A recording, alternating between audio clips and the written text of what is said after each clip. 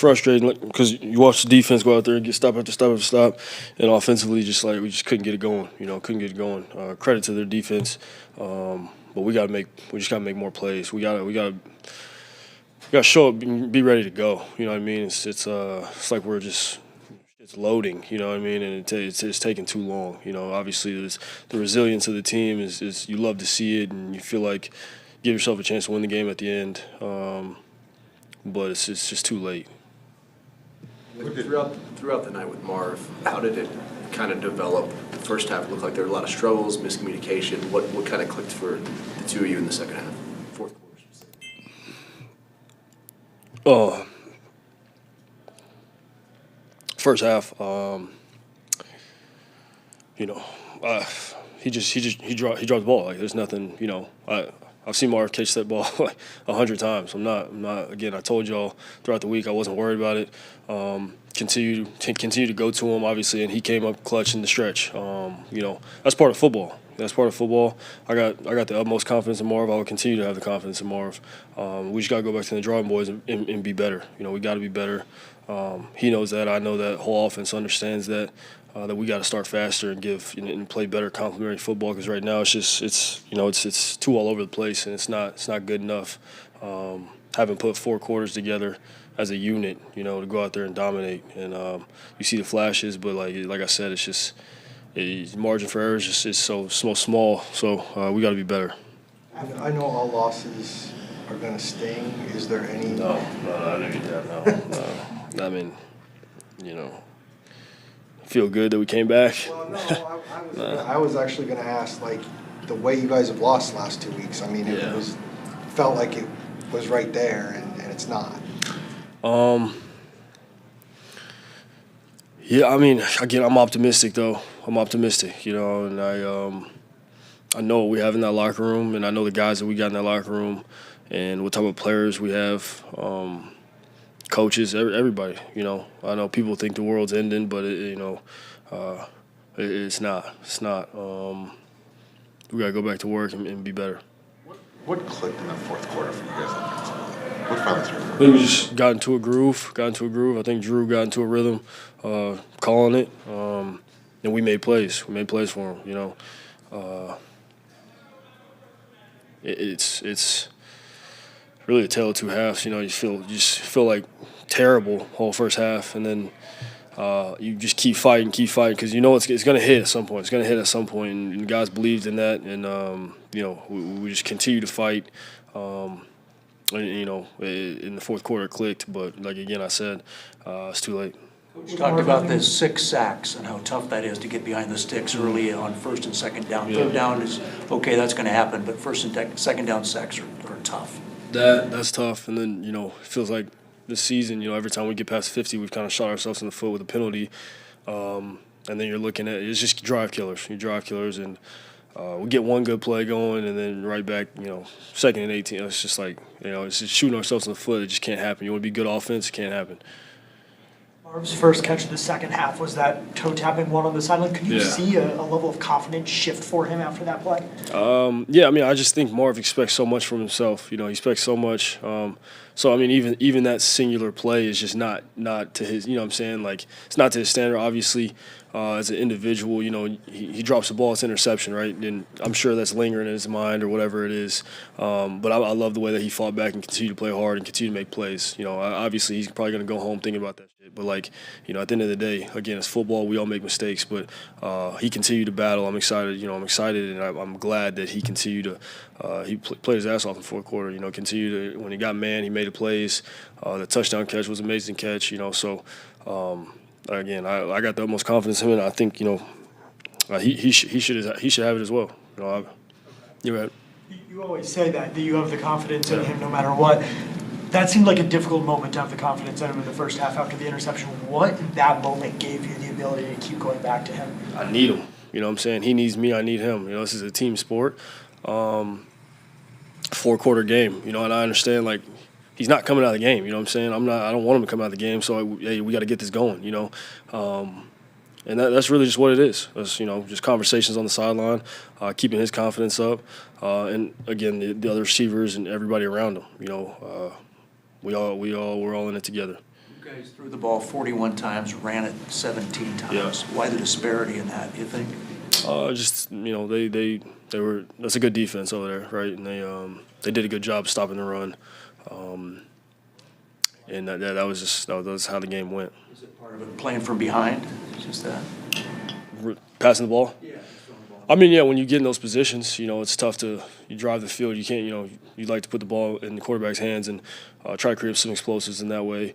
But it's tough. It's tough when you get behind like that, and you got to, they can pin their ears back, play coverage, and those sorts of things, So it's definitely tough. Was your long run a quarterback draw? Was that planned? No, that was a scramble. Yeah. On the first pick, it looked like Marv slowed down a little bit. On the second pick, he bobbled it. Then you had the miscommunication. What do you tell him after plays like that? Well, again, I mean, shit happens, right? It's football, man. It's football again, and we can't. Can we dwell on it? No, we can't, because we got another play. We got to continue to play. Got to continue to execute, and is it frustrating in the moment? Of course. But at the end of the day, we just lost on a field goal. None of that happens if we're sitting there bitching and complaining about the previous plays. That's just how it goes. We got to continue to move on and play the game. How do you explain that the miscommunications are still happening? How? Like, why do you think those are still happening? Well, the third one, the one that I threw to the flat and he was running, that was just, the defense was all out of sorts. So I don't want to get into too deep, concept stuff like that. But that's, we were hurry up and they were out of sorts, and it just, if the defense does this, we do this. It just, it's kind of messed up right there. But that's on me for sure. Obviously, a disappointing finish. To lose again here on a walk-off. And I just told them, I appreciate the resiliency. That's there. No one has their head down. Everyone believes we can win. We're not doing enough all three phases to win these games, and that's very clear. So I just told them they need to get rested up this weekend. It's tough to play 2 games like that. Everybody has to do it. Seattle played well. Give them credit. Got to get rested up, reset our mind and our body, and then come back to Monday and get better at playing football. 3 phases really for now 4 games, pretty good sample size. We just haven't put it together like I think we're capable of putting it together. Those are just words. It's my job to make sure that we put it together. So that's what we'll be working on. What do we got? Coach, offensively struggling in the first half, actually the first 3 quarters until that fourth. I know a game ebbs and flows, but what's going on offensively? Yeah, we're not doing enough to win a game right now. I mean, point blank. So, between not really our run efficiency is not where it needs to be. Generating explosives, not where it needs to be. Penalties are killing drives. Sacks are killing drives. It's everybody, and it starts with me. So we got to find some solutions so we can play a little better. Because when we get it rolling, we can put points on the board. I know that. We just haven't done it for 4 quarters. And I know an NFL game, there's going to be ebbs and flows. That's a good way to put it. But we're not doing enough. So we got to find some solutions. I think there's a reason for any kind of major changes on offense. They just got to play that, right? No, there's not. We start with we got to coach better.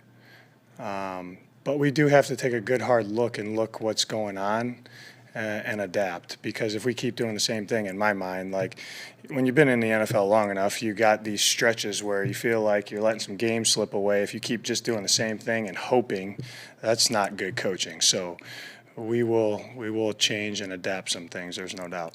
Mistake on the kickoff, giving them the ball at the 40-yard line, obviously hurt big time. What's he trying to accomplish there? Keep it in play. Keep it in play. That's kind of one of the things we talk about late in the game there with the amount of timeouts and time and what they needed, the line. We're trying to burn off some time there. I mean, Chad played his ass off. The game doesn't come down to one play. We didn't do enough collectively for 60 minutes to win the game.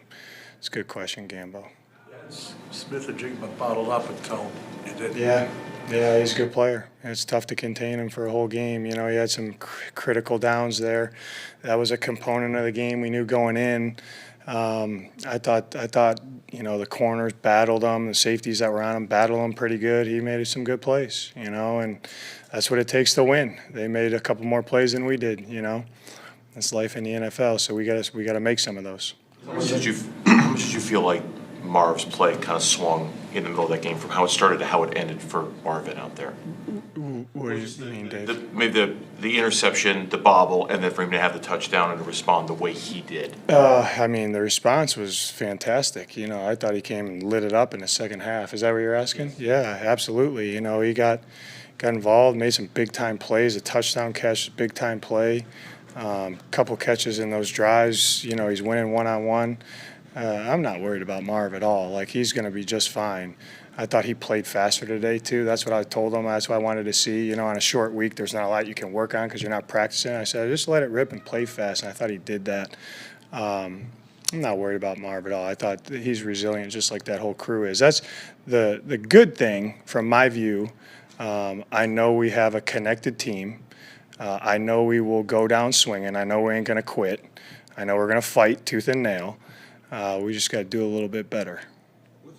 Why did it take so long for you to get? I don't know. We got to figure it out. You know what I mean? Because up until the last, you know, fourth quarter, like you said, Craig, like we're not putting enough points on the board right now.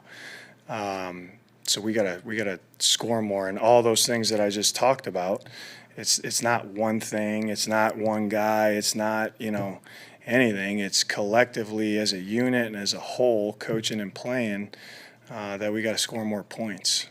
I've talked a few times about not putting it together on all three phases for 4 quarters, but was the fourth quarter an example of what it can look like when all 3 phases are working? Yeah, I mean, I think, you know, the defense until the end there, but I thought the defense got off the field when we needed some critical stops, and our offense, you know, your back's against the wall. You know, you're down two touchdowns, right? 14 points. Go all the way down, score, get the ball back, go all the way down and score, you know. And there were some big-time plays in there, too, to extend those drives. I mean, Mike Wilson on the fourth, they got to have it. That was a huge play. You know, Amari, Marv, Trey. So we're going to be fine. It's my job and the coach's job to make sure that we're doing enough throughout 60 minutes of football that we don't have this keep happening. Coach, you mentioned sacks. 6 sacks is tough on an offense. Yeah, it is. It's getting behind the sticks. Yeah. How do you correct that? Yeah, I mean, it's all 11. You know what I mean? It's everything from, you know, the quarterback to the O-line to the receivers, the timing, all that. You know what I mean? And truthfully, Craig, I knew we were going to give up some sacks as much as we were going to throw it today. You know, that's a good front. They got good rushers. They play a lot of different things in the back end, which makes you hold it a tick, you know what I mean? And I'm crediting Seattle, but we can't give up 6 sacks and think we're going to score points. You know, they just kill drives. So a third down sack, I get it, you know, but it's the sacks on early downs to me that are just, you know, you're good luck trying to keep a drive going when you're behind the sticks like that. So we got to clean that up. Coach, it was a lot more 11 personnel in the first half than we're used to seeing from you guys. Did that have more to do with Seattle or more with you guys trying to change some things up? A little bit of both, truthfully, a little bit of both. I mean, what they've shown going into the game, if you play them in a phone booth, you ain't going to like the result, so we didn't want to play them in a phone booth all day. So that was part of the game plan, what we thought we had to do to win the game. And I liked how we operated out of 11. I did. What did you see out of Trey taking on more of a role in the running back?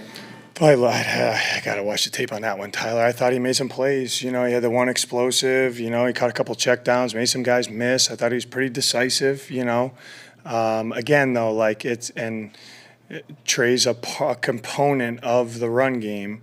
It takes all 11. We have to run the ball better. It's just not where it needs to be right now. And that's a part that, you know, going into the year, you think that you'd be able to run it a little bit better through 4 weeks. You know, we've played some good fronts, but we got to take a good hard look of what we're doing in the run game and have that become more efficient. Was the disparity in pass run more playing from behind or the struggles with the run game? What was the disparity game? 17, Yeah, no, I truthfully, I thought to win the game we're going to have to throw it all over the yard. Now, with saying that, the last 2 drives, obviously, we went pass heavy because we're down 14. So I don't know if it was straight up what it would have kicked out, but yeah, that was the plan, to throw it more this week. There was a point in the first half where Marvin looked pretty dejected on the sideline. What goes into bouncing back from the emotional toll of that first half for him? Control controllables, you know, being psychologically trained, which he is. You know, he wants to help the team win. He gets down on himself. He's got to let that go and control the controllables, which for him is just play fast. You know, control your effort, your mode of play, and play fast. And I thought that's what he did. So that was good to see. I really liked his response. Did you talk to him at any point? Yeah, I said, keep playing fast. Let me see your effort. So I got you, and he did.